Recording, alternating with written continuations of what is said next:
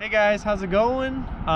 Today it's a little bit of a different video. I'm going to do a 1-year ownership review of my 2018 Hyundai Elantra Sport. I got this car in July of 2018 for $22,500. The base MSRP for regular Elantras is about $18,000. So under the hood is a 1.6 liter 4-cylinder turbocharged engine.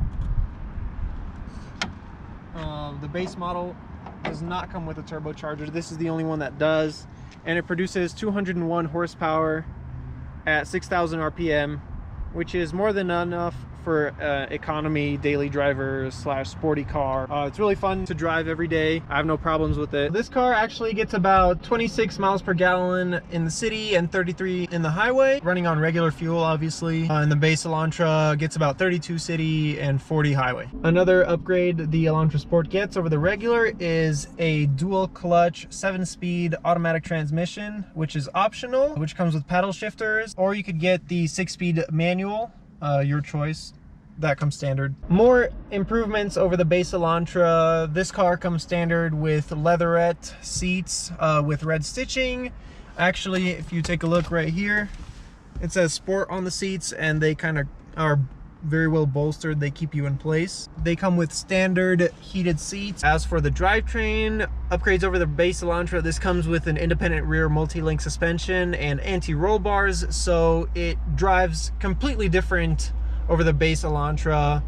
I cannot recommend the sport trim level of this car enough. It's only a little bit more expensive than the base one, but it's a completely different car. More upgrades. This comes with keyless entry standard, sunroof standard, flat bottom steering wheel, sports steering wheel standard. A bunch of styling differences on the outside. There's different LED headlights, tail lights, fog lights, and other different styling cues on the outside of the car. As for how this car is to drive, it's very sporty when you want it to be. Obviously it doesn't compare with dedicated sports cars like the Miata or, you know, the Subaru BRZ or cars like that, but it does surprise everybody that's driven it, and everybody that, you know, all my car guy friends, I came up to them, I was like, oh, I got an Elantra. They kind of like laughed at me, but I did show them what the car was about, and they were impressed. It sounds good.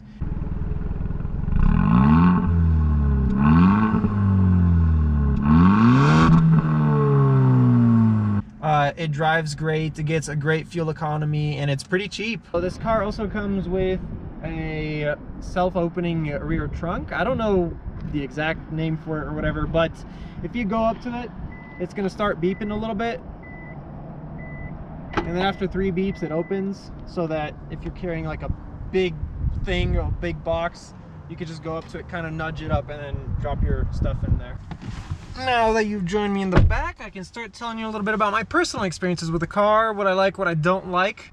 So to start off, I like how there's a lot of room in the back. I'm 6 foot tall, dude. You know, I have to go pretty high up to hit the top. I got hella room in the front, and Autumn likes to move her seat backwards, so this seat is pretty far back, and I still got a lot of leg room.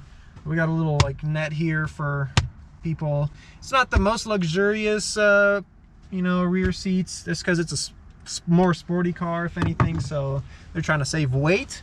Back here we do have the good old 2 cup holders up in this, and you know, little armrest. But please join me in the front. I can show you some more stuff. So what's up? I'm in the front now. One thing I have had a problem with this car, which is not really a problem, I guess, it's just something that gets a little bit annoying every once in a while. The rear view mirror just keeps going down like throughout the day, which is really weird. So every morning I wake up, I have to just readjust it so it's at the top again, so I can see out of my rear window. I don't know if this is a common problem or if it's just my particular situation, but that's one thing I did want to point out. Another little problem it has in the snow, it's kind of sometimes hard to drive. I have gotten beached before just because it's front wheel drive, and there was a lot of snow. That was probably my fault, you know, that's just my fault for driving through such high snow, but it is something to keep in mind. This car is a little bit low, and it is front wheel drive, so sometimes snow is not the best idea, especially if you live in Colorado here where I do. So, but other than that, I don't really have any other things to report, honestly. It's just been such an amazing car to drive, And maybe I'll be back here next year for the 2-year ownership review, but I don't foresee any other problems with it, honestly. Thank you for watching the video, and I'll catch you in the next one.